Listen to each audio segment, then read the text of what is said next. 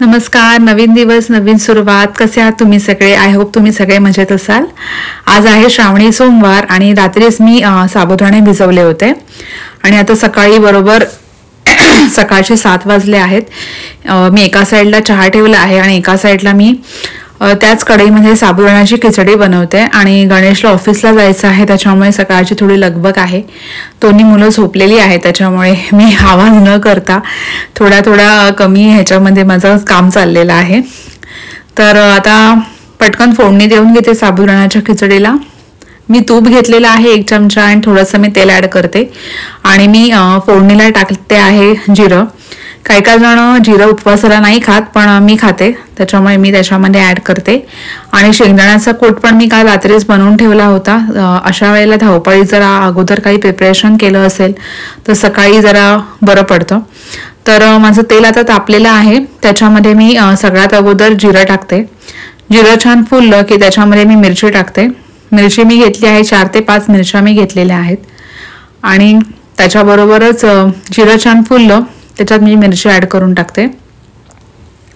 काही वेळेला मी बटाटे पण टाकते, पण मी ॲक्च्युली काल बटाटे शिजवायला विसरले आणि आता सकाळी मला इतकं वेळ नाही आहे की मी एवढं बटाटे परत मी शिजवेन आणि हे करीन. मग मी विचार केला चला नुसतं आपण विदाऊट बटाट्याची करूया. गणेशला आणि मला आम्ही दोघं पण साबुदाण्याची खिचडी खातो आणि गणेशला साबुदाण्याची खिचडी फार आवडते, म्हणून मी थोडी जास्तच बनवलेली आहे. नाहीतर मी जास्त प्रेफर नाही करत खायला साबुदाण्याची खिचडी, पण मुलांच्या मागे इतकी धावपळ असते त्याच्यामुळे उपवासाला थोडंफार तरी खावंच लागतं. हे प्रत्येक जी आई आहे ती माझ्याशी रिलेट करू शकते. तर आता मी मिरची टाकल्या आहेत. मिरच्या पण जरा तडतडलेल्या आहेत बऱ्यापैकी, त्या थोड्या मी मिक्स करून घेते. या मिरच्या माझ्या तिखट आहेत म्हणून मी 5 ते 7च मिरच्या मी टाकलेल्या आहेत. त्याच्यानंतर त्याच्यामध्ये मी आता टाकते आहे शेंगदाण्याचा कूट. शेंगदाण्याचा कूट मी 2 ते 3 चमचे टाकणार आहे, कारण मला जास्त शेंगदाण्याचा कूट आवडतो टाकायला. आणि मग मी त्याच्यामध्ये भिजवलेले साबुदाणे टाकणार आहे आणि आपली ही खिचडी फटाफट तयार होईल. जर साबुदाणे जे आहेत ते थोडे जर सुके वाटले, म्हणजे थोडे एकदम कोरडे झाले, तर त्याच्यावर थोडंसं पाणी शिंपडलं तरी ते एकदम मऊसूत होऊन जातात, कारण पाण्याचा अंदाज कधी कधी नसतो आणि साबुदाणे भिजवताना हे कधी कधी बिघडतात. त्याच्यामुळे साबुदाणे भिजवताना व्हेरी केअरफुली भिजवावे लागतात. तर माझे साबुदाणे तर व्यवस्थित भिजले होते आणि मी त्याच्यावर थोडासा शेंगदाण्याचा कूट परत टाकलेला आहे. जसं मी तुम्हाला सांगितलं मला शेंगदाण्याचा कूट फार आवडतो, तर मी त्याच्यामध्ये ॲड केलेला आहे. आणि रात्रीपासून इतका पाऊस पडतो आहे बाहेर, त्याच्यामुळे बऱ्यापैकी थंड झालेलं आहे. अजून मला माझं आटपून बाकीची पण कामं करायची आहेत. आज सोमवार असल्यामुळे पूजा वगैरे सगळं आटपायची आहे देवाची, आणि तोपर्यंत तर मुलं उठतीलच, मग त्यांचं सगळं ब्रेकफास्ट वगैरे जे नेहमीचं आपलं रुटीन आहे ते चालू होईल. तर आता मी ह्याच्यामध्ये चवीप्रमाणे मीठ ॲड करते आणि आपली ही खिचडी खाण्यासाठी तयार आहे.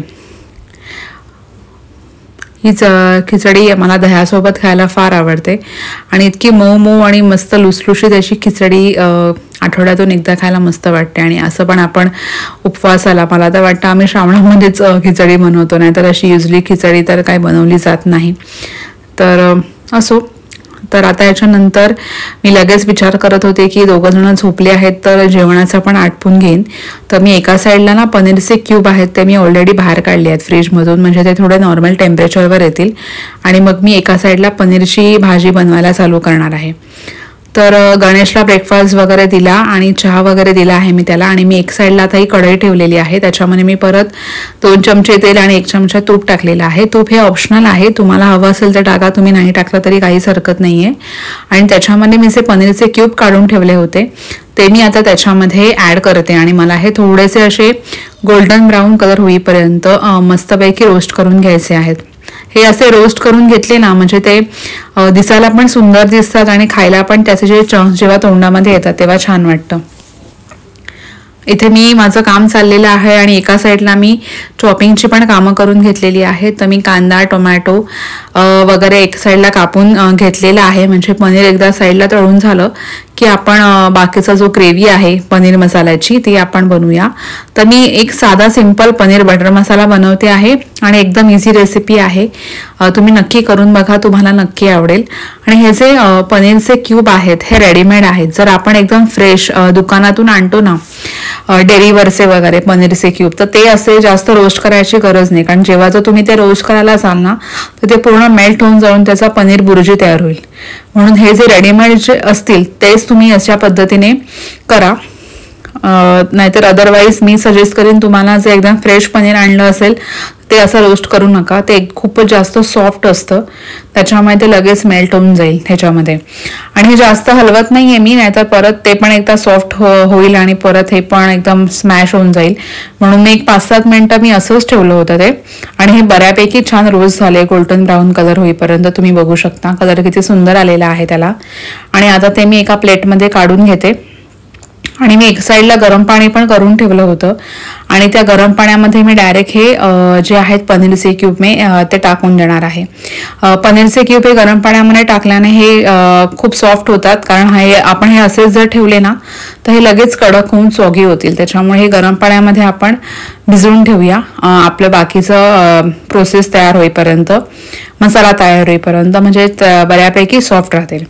त्याच्यानंतर त्याच कढईमध्ये मी कांदा घेतलेला आहे एक मीडियम आकाराचा. तो मी आता त्याच्यामध्ये छान रोस्ट करून घेते.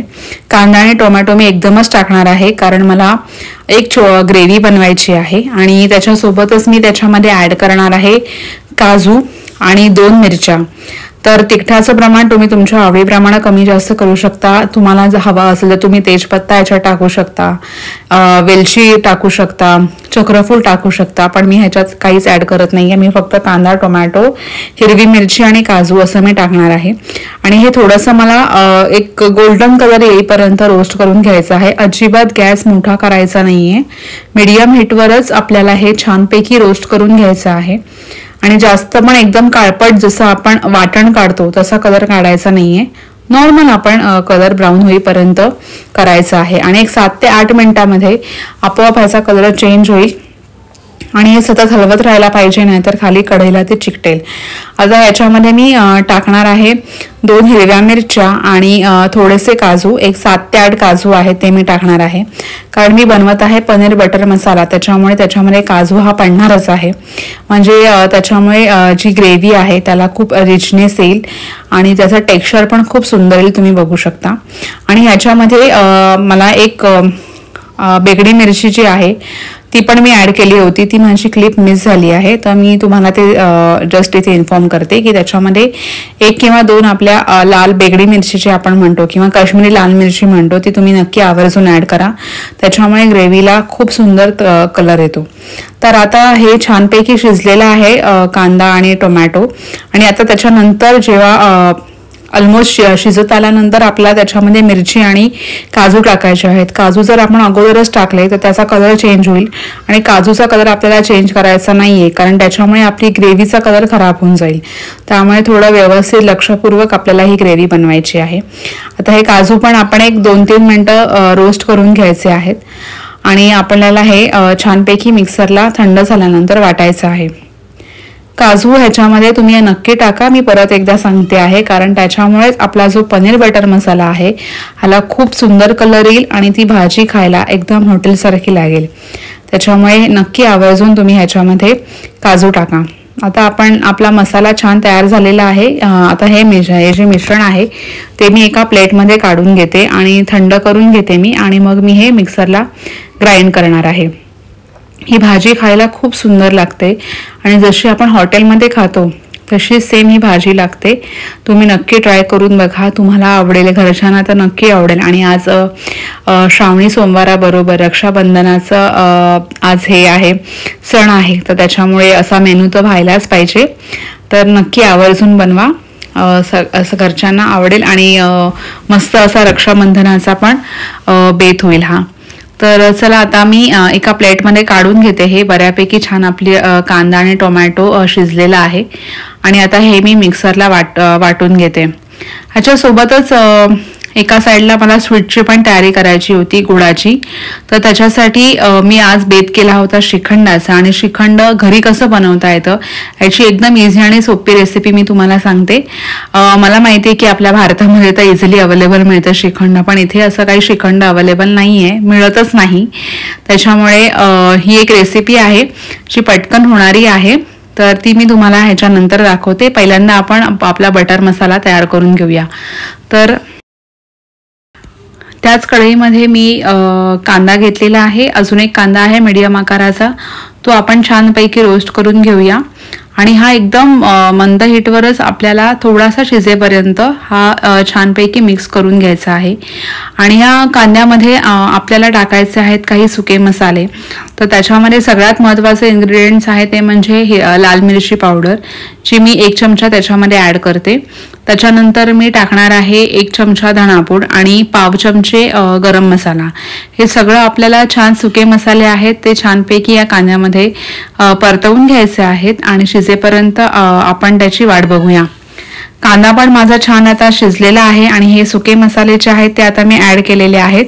तुम्ही बघू शकता त्या काश्मिरी लाल मिरची पावडरमुळे आपलं जे ग्रेव्ही आहे त्याला कलर किती सुंदर येणार आहे. आणि मसाल्याला पण छानपैकी तेल सुटेपर्यंत आपल्याला कांद्यामध्ये हे छान परतवून घ्यायचे आहेत. ही भाजी एकदम झटपट होणारी आणि खूप सुंदर अशी ही रेसिपी आहे, तर तुम्ही नक्की ट्राय करून बघा, तुम्हाला नक्की आवडेल. आता हे जे मसाले मी टाकल्यानंतर मला थोडंसं वाटत होतं की हे ड्राय आहे, म्हणून मी त्याच्यामध्ये थोडंसं गरम पाणी ॲड करते. त्याच्यामुळे कशी छान तर्री येईल आपल्या मसाल्याला.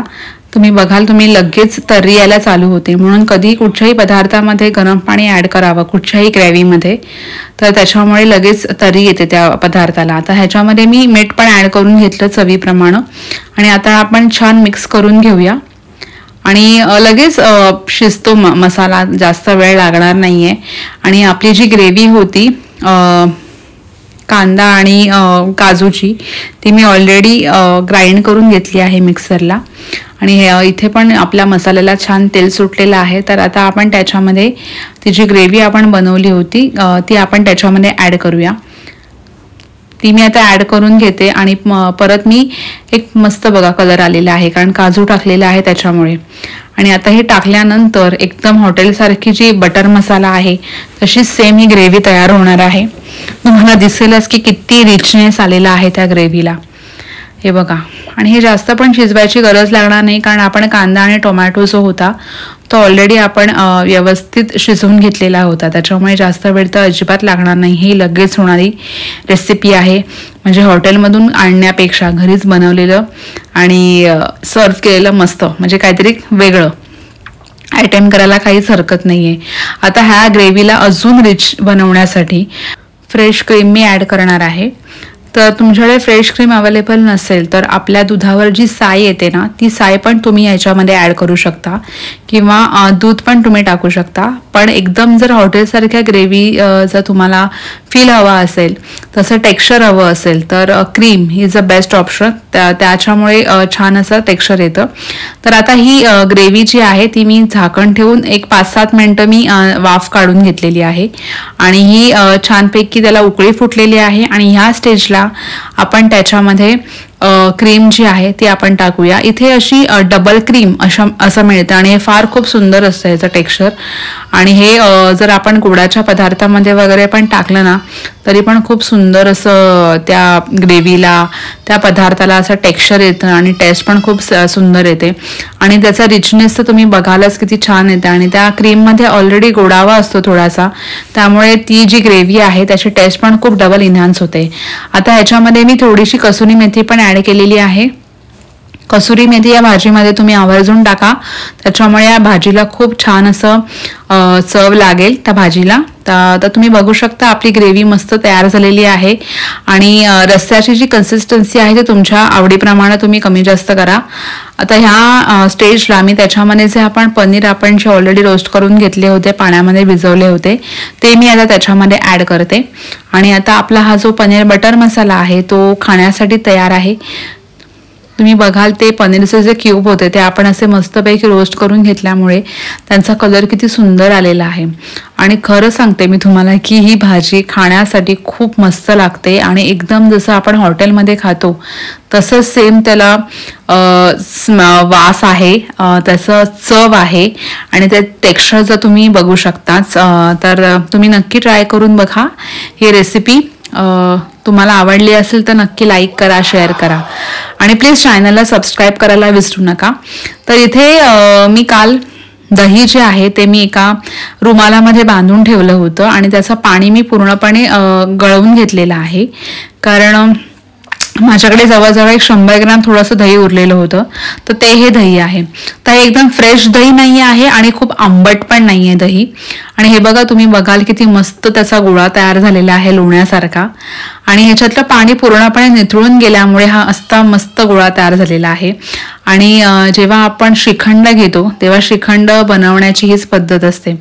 तर आता हा जो गोळा आहे तो मी एका माझ्या भांड्यामध्ये काढून घेते आणि त्याच्यानंतर आपण त्याच्यामध्ये काही पदार्थ ऍड करून घेऊया. तुमच्या आवडीप्रमाणे तुम्ही क्वांटिटी कमी जास्त करू शकता. ही आमच्या चौघांसाठी इनफ आहे, कारण आम्ही जास्त स्वीट नाही खात. त्याच्यामुळे आज तेवढेच क्वांटिटी मी बनवलेली आहे. तर ह्याच्यामध्ये आता मी टाकणार आहे चवीप्रमाणे साखर. साखरेचं प्रमाण पण तुम्ही तुमच्या आवडीप्रमाणे कमी जास्त करा. तुम्ही बघू शकता आपल्या ते जे टेक्स्चर आहे त्या गुळाचं ते किती सुंदर आहे आणि काहीही म्हणजे कष्ट न करता एकदम आरामात इझिली होणारी ही रेसिपी आहे. आणि आता त्याच्यावर मी थोडंसं खिसून आहे ना ते जायफळ टाकते आहे. माझ्याकडे जायफळ होतं, म्हणजे एकदम जसं आपण इलायची जायफळाचं जे श्रीखंड खातो ना तशी सेम त्याला टेक्स्चर येणार आहे. याच्यामध्ये मी वेलची पूड पण ऍड करणार आहे. आणि त्याच्यासोबतच मी एका साईडला दूध आहे ते मी गरम करून ठेवलं होतं आणि त्याच्यामध्ये मी काही केसरचे 5 ते 7 असे हे टाकून ठेवले होते. केसर होतं त्याच्यामध्ये आणि ते केसरचे जे पाणी आहे ते मी ह्याच्यामध्ये टाकणार आहे. त्यामुळे थोडासा असा येलोइश आणि व्हाईटिश असा जो कलर असतो जो आपण मार्केटमधून श्रीखंड आणतो तसाच सेम येणार आहे. आणि हा जो चक्का आहे तो एकदम इझिली तयार होतो. तर जे आपल्याकडे जे दही असतं ते एका रुमालामध्ये घट्ट बांधून ठेवून द्यायचं आणि जरासा वरच्यावर लटकवायचं, म्हणजे त्याचं जे पाणी आहे ते पूर्णपणे निथळून जाईल आणि त्याच्यानंतर हा गोळा मस्त तयार होईल. आणि हे ओव्हरनाईट ठेवावं लागतं, त्याच्यामुळे तरच हे असा रिझल्ट तुम्हाला मिळेल. आणि तुम्ही बघाल की ते केसरचं पाणी टाकल्यामुळे आपोआपच ते इतकं सॉफ्ट आणि स्मूथ झालेलं आहे. कारण हे जे इकडे जे दही मिळतं ते दही पूर्णपणे सॉफ्टच असतं, कारण हे ग्रीक स्टाईल योगर्ट आहे. त्याच्यामुळे त्याच्यापासून जे दही बनतं जे श्रीखंड बनतं त्याची सेम टेस्ट जसं आपण बनवतो तशीच असते. आणि हे आपलं श्रीखंड तयार झालेलं आहे. तुम्हाला हवं असेल तुमच्या आवडीप्रमाणे तुम्ही ड्रायफ्रूट टाका, तुम्ही इलायची टाका, जे काही इन्ग्रेडियंट्स आपण आहे, किंवा तुम्ही मँगोची प्युरी पण टाकू शकता ह्याच्यामध्ये, म्हणजे आम्रखंड तयार होईल. तर तुमच्या आवडीप्रमाणे असतं, पण आम्ही असं साधंच प्रेफर करतो.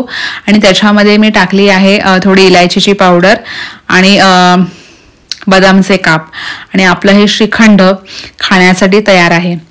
तर चला, आजचा ब्लॉग मी इथेच एंड करते. आय होप तुम्हाला आजचा ब्लॉग आवडला असेल तर लाईक करा, शेअर करा आणि प्लीज चॅनलला सबस्क्राईब करायला विसरू नका. पुन्हा भेटूया नवीन ब्लॉगमध्ये. तोपर्यंत मस्त रहा, आनंदी रहा आणि सगळ्यात महत्त्वाचं म्हणजे खात रहा. धन्यवाद.